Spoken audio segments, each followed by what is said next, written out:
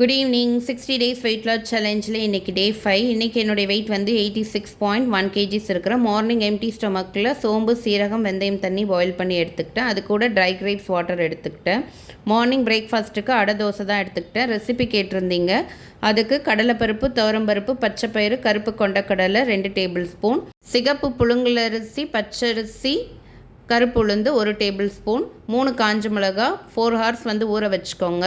அரைக்கும் போது ஒரு துண்டு இஞ்சி, கொஞ்சம் ஜீரகம், உப்பு போட்டு அரைச்சிட்டு அந்த மாவில் மஞ்சத்தூள், பெருங்காயத்தூள் ஆட் பண்ணி தோசை மாதிரி கூட வார்த்துக்கலாம்.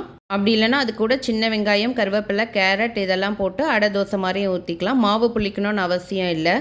இதுக்கு சைட் டிஷ் வந்து தேங்காய் சட்னி வந்து நல்ல காம்பினேஷன். நான் வந்து இன்றைக்கி சாம்பார் வச்சு எடுத்துருக்கிறேன்.